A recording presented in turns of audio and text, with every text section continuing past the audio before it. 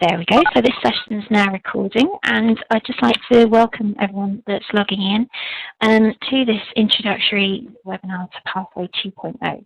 This is the first one that I've run, well, for a little while now actually, and it's not going to be one of the terribly interactive ones that I've run sometimes. It's going to be one where it's largely me talking, but I will unmute all the microphones at the end so that we can have a general discussion and you can ask any questions you want to. You can also post questions and comments in the chat window, which is down here somewhere. And you're welcome to do that throughout or to chat to each other as we're going along. And I'll pick up questions at the end, or I might pause after a while if there's lots of activity in there, just to make sure everyone's okay. So in this session, we're going to be looking ahead to candidates adding to their development packs for Q3, if you haven't started already, and also to mentors doing their mentor review towards the end of the quarter with their candidates. Now, while this webinar is only aimed at those who are not involved in the November exams, therefore, I mean by that, there's lots of double negatives, unfortunately, at the moment, with all these different syllabuses in place. But this webinar is aimed at those who have already moved to the new syllabus. Now, if you are still on the old syllabus and therefore going for the November exams, that's absolutely fine. You're welcome to stick around, but just bear in mind that this isn't talking about a syllabus that you're yet using. A recording of this webinar will go up online probably end of next week, and it will go up where all the other resources are as well. This is where the web pages have moved to, so it's outside of the member login and is just in the normal part of the LI website. So you'll be able to access a recording of this and eventually all the other sessions that are going to be going on in other webinars. So to jump straight in, we're looking now at the new syllabus, but let's just remind ourselves of what the old syllabus was like. It had altogether 48 different areas, different segments, and they were all together under these 3 headings. Now, there were many criticisms of the syllabus since it was introduced in, beginning of 1997. Sorry, the beginning of 2007, it's not quite that old. The main criticisms focused on the rigidity of it because everybody who was doing the pathway had to basically use the same syllabus, had to know the same things, and more or less to the same level of knowledge. And so we've looked at that with the new syllabus. The other criticism was the imbalance, and there was a lot of emphasis on contracts, especially, considering that in this diagram, especially, it only looks like a small part of the syllabus, but in fact it was quite a major part of the old syllabus. And a lot of people will quite happily go throughout their career with very little or no involvement in contracts. So we've also looked to readdress that balance as well. So having gone from 48 different segments within the old syllabus, we are now into 26 in the new syllabus. This is what it looks like, and it's the result of extensive discussions that took place between the Education and Membership Committee, the Council, the Advisory Council, the Board of Trustees and membership, as well as several external organisations which advised us on it. There was a membership-wide consultation and there were branch events that took place as well, with the Chief Exec going out to the branches. And the result, as we were going along, the result was this, that as we were going along, they noticed that the elements that were appearing out of the Elements and Areas of Practice document, which was published at the beginning of last year, the areas that were coming out of that consultation fell into 2 categories, the core elements and the underpinning elements. The core elements are about the key aspects of professional practice, while the underpinning elements focused on the way the individual approaches professional practice and really underpin what was going on in the core elements. So what we ended up with was a streamlined syllabus, as I say, the 26 areas instead of 48. But those of you that have had a good look at it will notice that we haven't really lost or gained much, but things have been reorganised. And as I said, we've rebalanced things, so there's no longer a particular emphasis on any one area. Now, we've got the elements, which are actually these ones down here, and underneath these elements, we've got learning objectives. So I wanted us to talk about those, because one of the questions that people have asked is, what is a learning objective, or indeed a learning outcome?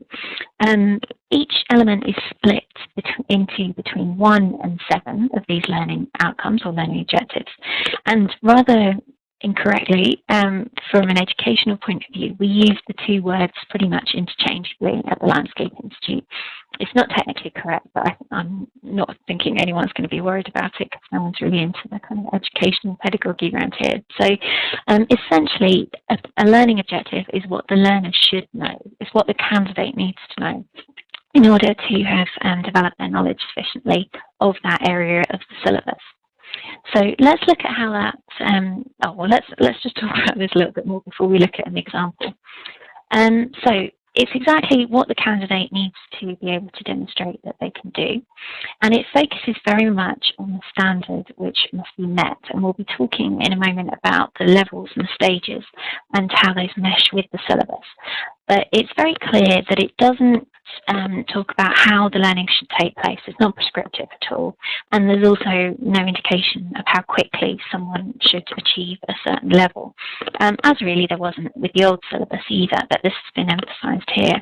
But the important thing, and one of the things that kind of counters the criticism of the old syllabus, is that it can be all contextualized. It's very flexible because it's not dependent on you working in a particular area, and it recognizes that somebody in, for example, landscape planning is going to approach some areas of knowledge rather differently to someone who's a pure designer or a landscape manager, and that those 3 people, or possibly more, won't necessarily have to have exactly the same knowledge. They can have different profiles of knowledge depending on what their personal preference or specialism is while they're on the pathway. So let's have a look at an example of a learning objective. So 1B is the objective itself: understand and act in accordance with the LI's code of conduct, and so on. And this is from within the professional judgment, ethics and values elements, which is the first of the core elements. So each learning objective has a suggestion of what the candidate should be able to do. So this is really a trigger for the candidate and for the mentor, a trigger of how to test knowledge and what the mentor should be looking for from the candidate and for the candidate to use to test themselves. So as you're going through the syllabus, especially for the first time, ask yourself, can the candidate describe the LI's remit, governance and structure? And apologies for the terrible clash of reds that's going on at the moment. I don't even think I can change those. Can the candidate explain the importance and purpose of the code of conduct? Can they explain the action charter members should take if they believe there's been a breach of the code? And in fact, that is something which is covered in the Pathway Resource List, which was published yesterday. So I hope the answer to that would be a resounding yes. But these are basically all the questions that you need to ask yourself. And you need to consider, how well can the candidate do that, and which then comes in with the levels.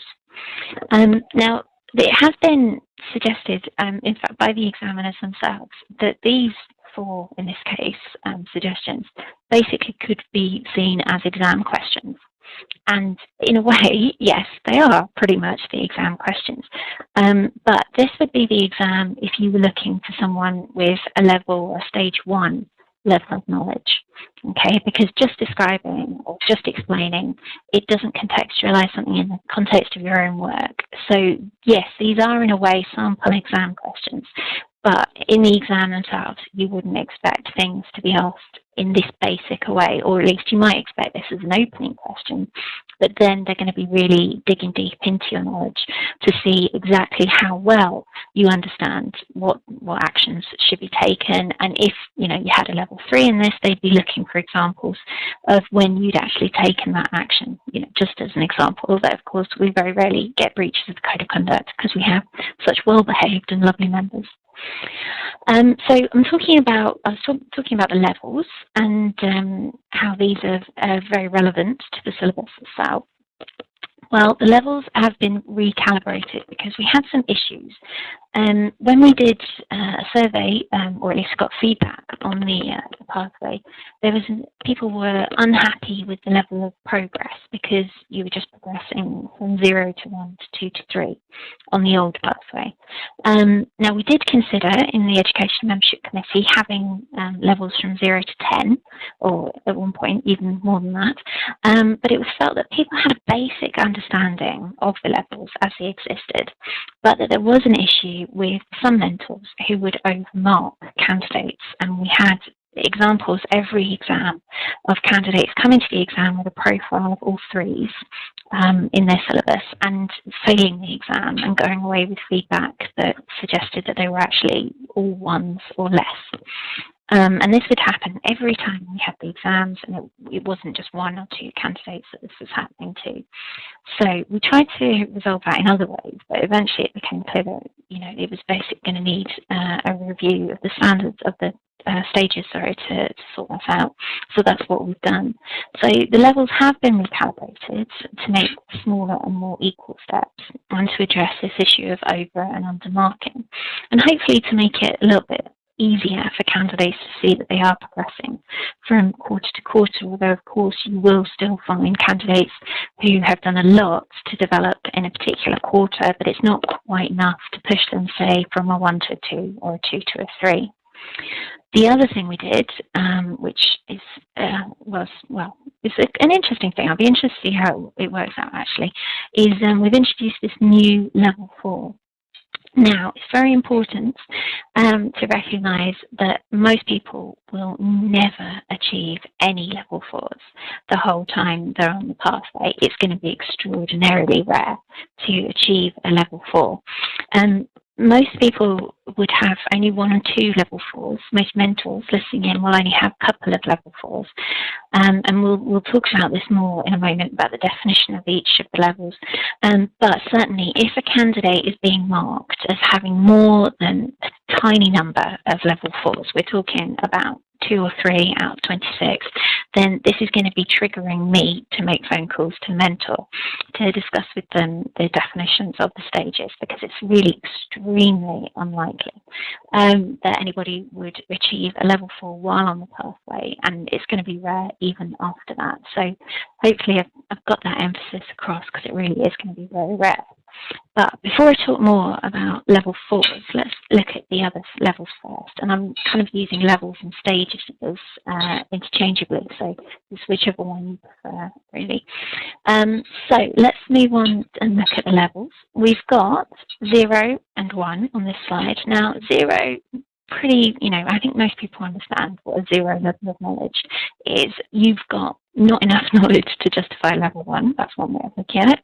And you haven't even got enough knowledge to say you've got a basic knowledge of something. You may know enough to know what you don't know. Okay, that's that famous Donald Rumsfeld, I think it was, quote from the Iraq War. But anyway, you don't really have enough knowledge to even begin to say that you have knowledge of the area, but there's not long that you stay on that stage, of course, because very quickly you move on to level 1. And this is where you have acquired that basic knowledge of the different areas. For example, thinking back to Learning Objective 1B, which we looked at earlier, you might, for example, have read the Code of Conduct. You haven't yet considered any application of that knowledge. You're yet to learn any substantial detail, but you have at least read it. And so you know kind of the boundaries of this area of knowledge, if you like. So that's 0 and 1. Let's look at 2 and 3. Number 2, this is where you have this general knowledge, and you also have some experience of actually applying it. So you've considered applications of your knowledge. You may have applied it in real life, and it does use the word may there, or it could be that you've simply discussed it with your mentor in a hypothetical situation. So either of those would be perfectly fine. Now, let me just, I think somebody's microphone might have come on, so let me just see if I can, there we go, okay, let's rid of that. It's starting to sound like dubstep or something in the background. You might have discussed this with your mentor in a hypothetical situation, but you might not necessarily have applied the knowledge yourself. Now, as you'll have seen from the guidebook, level 2 is what we're still looking for the exam for in the majority of syllabus areas. So you'll have a majority of level 2. So this is perfectly achievable, I think, for most people. You don't have to have had personal experience to get a level 2, but you do need to be able to talk about hypothetical situations. Now, as you'll also have seen from the guidebook, you need to have level 3 in the areas where you do have particular personal experience. So where you're working regularly on planning applications, for example, you'd be expected to have a thorough knowledge of that area, and you could end up failing the exam if you weren't able to prove that. So looking at level 3, you're often applying your knowledge and you can take responsibility for this area of the project. It's, as I say, part of your regular work. This means that you're not discussing it as a theoretical or a hypothetical situation. You've actually done these things, and you're capable of talking about your experiences. And as I say, this is the level of knowledge you need to have in the areas where you're regularly working in order to pass the exam. Now, I did say, and I believe I emphasised it mightily, that you don't need to have any level 4s. So don't be put off by this and don't see it as an end goal, because anybody who had all 4s essentially wouldn't be allowed to go to the exam because it would just be impossible. So we would know at that point that there was something really odd going on with the mentor review at that point. But level 4, here we are. You are essentially the expert, not necessarily just the office expert, but the community expert on this. You are an expert witness. You've got that kind of level of knowledge. Your knowledge is pretty much definitely better than your mentors of this area. You're going on Talking Landscape to answer people's questions because you know so much about this area. You are effectively the Colin Moore of contracts on this, or the Karis Swanwick on LVIA. You really are the go-to person on this. So, this is why it's unlikely that you'll achieve this if you've, been graduated within the last 4 or 5 years and have just been on the pathway for a couple of years. It's really extraordinarily unlikely. We did put this in, though, because there are some people who come to the pathway mid-career or late career even. We've had some people in their 50s and 60s who have had landscape as a first career and just never chose to become chartered before now. And they may genuinely be an expert, and that's absolutely fine. If you genuinely are an expert, or you have a candidate who genuinely is an expert, then by all means give them 4s. But your supervisor will be looking to make sure that those are fully justified. Now, before we move on, I'm just going to have a quick drink, so bear with me.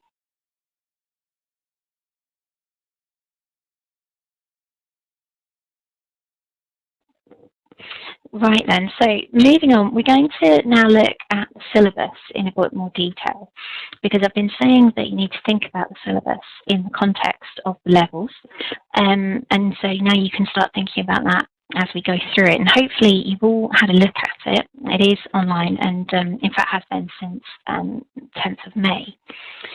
So within the first of the core elements, professional judgment, ethics and values, you've got what it means to be a professional, code of conduct, putting things in context, working with professionals, and CPD, essentially.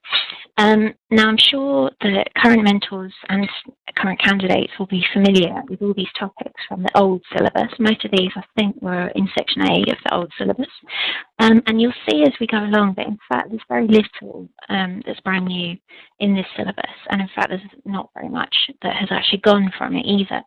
But as I said, what you do need to be doing is thinking about each learning objective in the context of the levels 0 to 4. So, thinking about, well, in fact, it's difficult. It's often difficult to think how you would go above level 2 in the LI's code of conduct, for example, unless you actually had been involved in disciplinary hearing. But thinking about the context in which decisions are made, maybe you can talk about how you've had to make decisions in different contexts, and are therefore stage 3 in that area. Okay, so that's the kind of thing you always need to be asking yourself. In organisation and management, second elements in the core areas, you've got what needs to be known by the candidate, both in relation to their own practice and in relation to themselves as individual practitioners. For example, if you have a look at the legal requirements and obligations, thinking back about the stages, stage 1, you will know that there are some and what they cover. You might know the titles of the various resources that you need to be familiar with, and have kind of read a summary of them. For stage 2, you'll have read those documents and thought about it and discussed it with your mentor, and have chatted with them, or maybe with a study group, about how those requirements would apply within your organisation, and then other types of organisations, say a private practice instead of a local authority. Stage 3, you might have the junior staff coming to you for guidance on the requirements because you're very familiar with them, and the obligations, and you'll have used them within the office. So you'll be, very, very fluent in what they are and how they apply. You'll have had personal experience of applying some of those. By stage 4, again, the unlikely stage, you will be the one travelling nationally to give workshops on the legal requirements and obligations as part of your regular work. And you may well have been part of a government steering group reviewing the legal requirements and obligations. Possibly a bit of an exaggeration, but that gives you an idea. So, as I say, always thinking about these in the context of the stage definitions. Core element 3, assessment and analysis. There are sections on both assessing sites and the needs of stakeholders. And this is also where the importance of good reporting comes in as well. Now, the Pathway Resource List, which I mentioned was published yesterday, has a lot of resources which are particularly relevant to this area, as well as a number of others. So if you haven't had a look at that, go into the landscapeinstitute.org website, click on education, and then Pathway to Chartership, and you'll find it listed there amongst all the other resources that are online. So quite a large element, that one, with a number of learning objectives within it.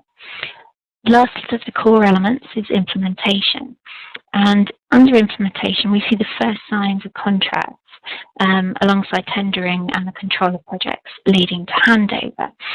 Now, as I said earlier, contracts was almost a third of the syllabus in the old version, whereas in this syllabus it's been rebalanced. As I said, that was one of the objectives when we reviewed the syllabus.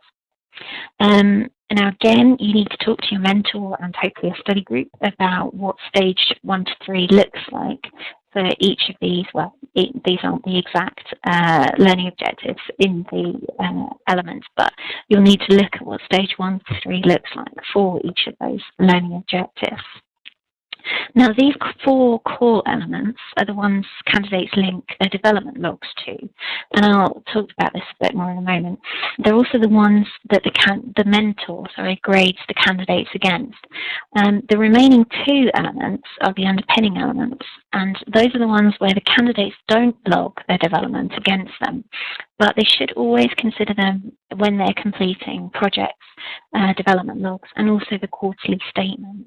Mentors aren't asked to grade the candidates on the underpinning elements, 5 and 6, but they do need to assess their candidates' development in these areas within the mentor review.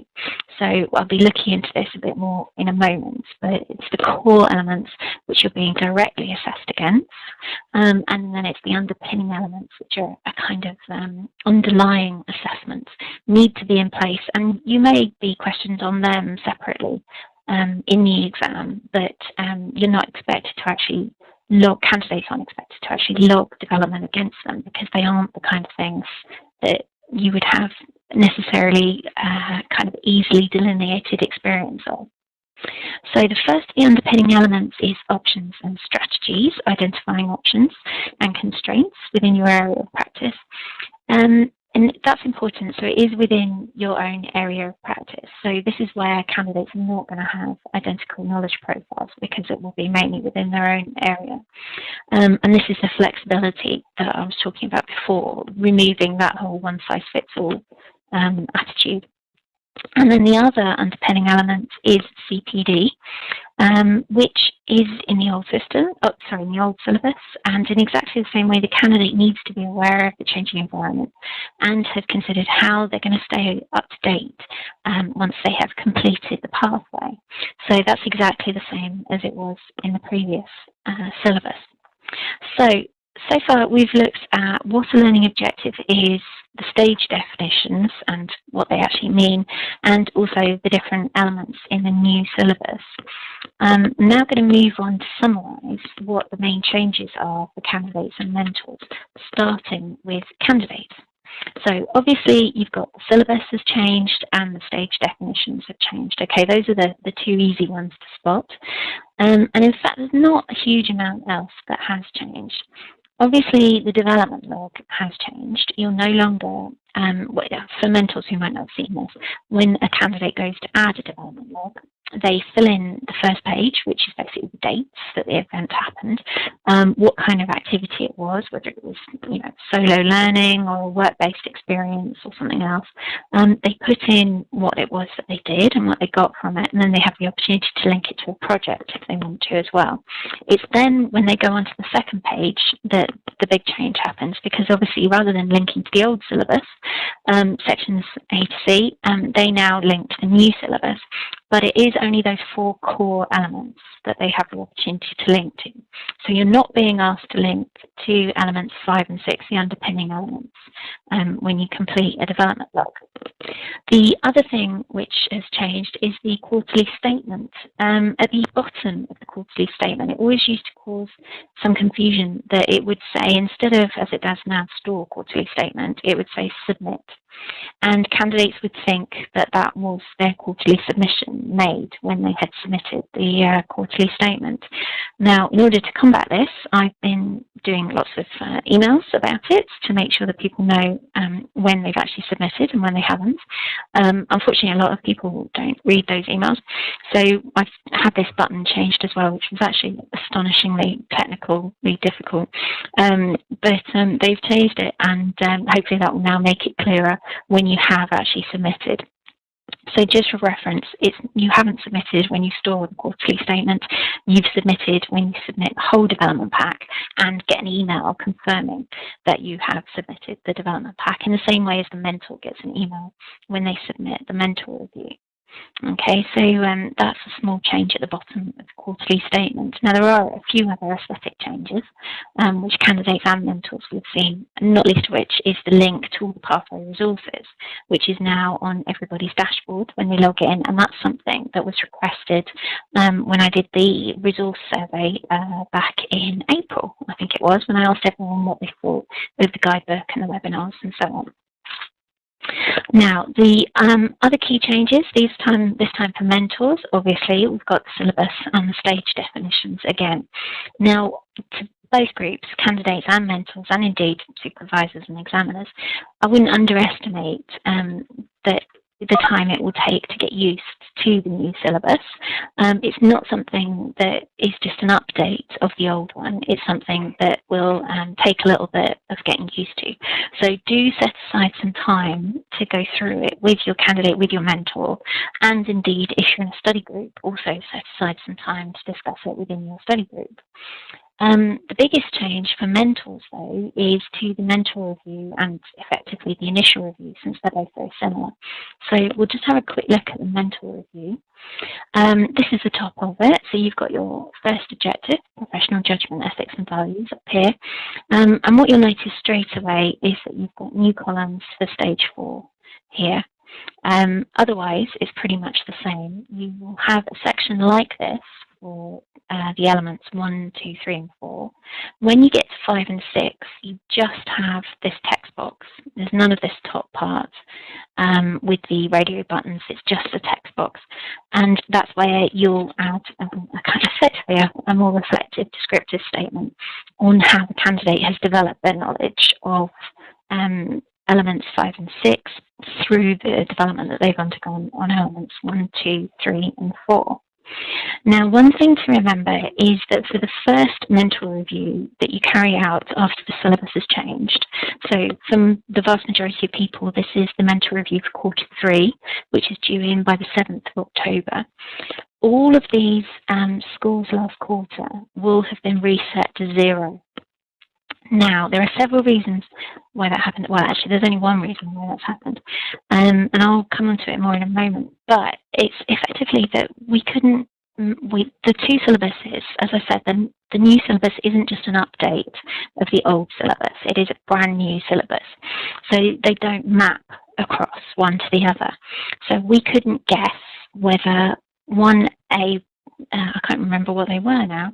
Oh, A1C in the old syllabus, if it was marked as a 2, whether that meant a 2 on 1D in the new syllabus, okay, because there isn't that direct mapping.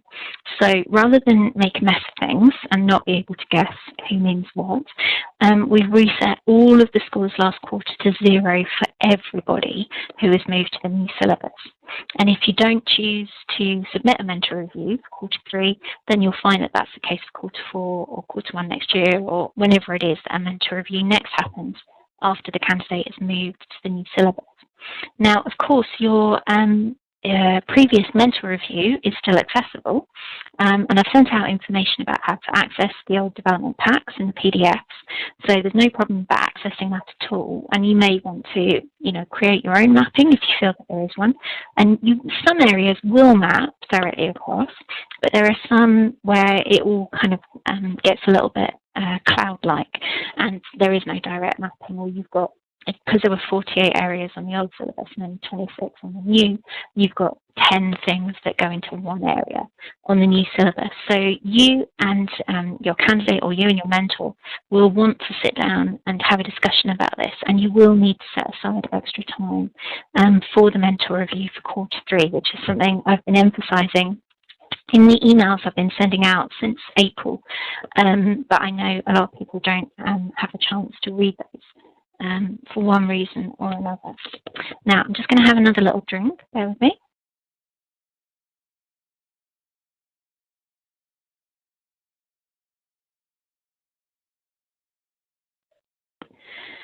Okay, so just to summarise what I've been saying then, the learning objectives 1 to 4 in the mentor review, and indeed in the initial review, those have all got stage scores and written comments.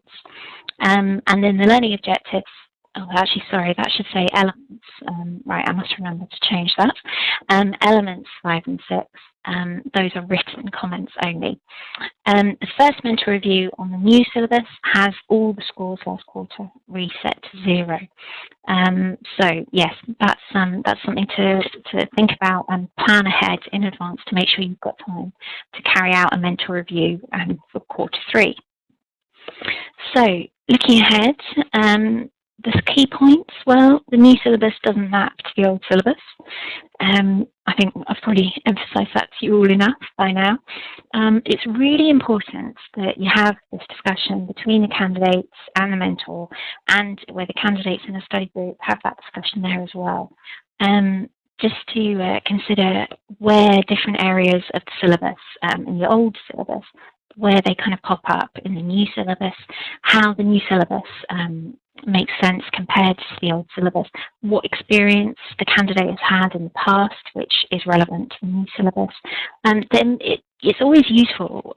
One of the things that we emphasise on the pathways to the candidates is reflection on your development, but it's always useful to have a look back and reassess how someone's experience relates going forward. So this is a good opportunity to refresh that and to review the knowledge that the candidate has.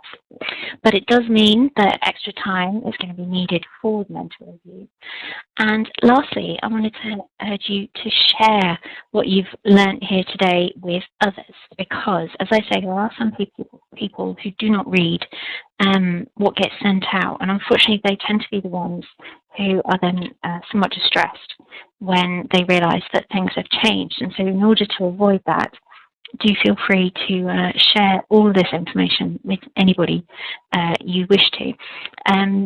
Now, yeah, I think, let's just have a look. I think that's essentially everything I wanted to say. There is a lot more information online. As I said, we've moved the web pages into the public area of the site. You can also sign up for the other webinars there. Now, I'm going to open up the mic for general discussion. In case anybody wants to call in who hasn't otherwise got a microphone, you can always use your telephone, and the details are in the chat window. Which is hopefully down here somewhere on your screens. There may be a burst of noise when I turn the mics on, just as they equalise, but don't worry about that. And if you aren't interested in staying for the general discussion, then thank you very much for coming, and I hope you found the information in this webinar useful. So let's unmute everyone.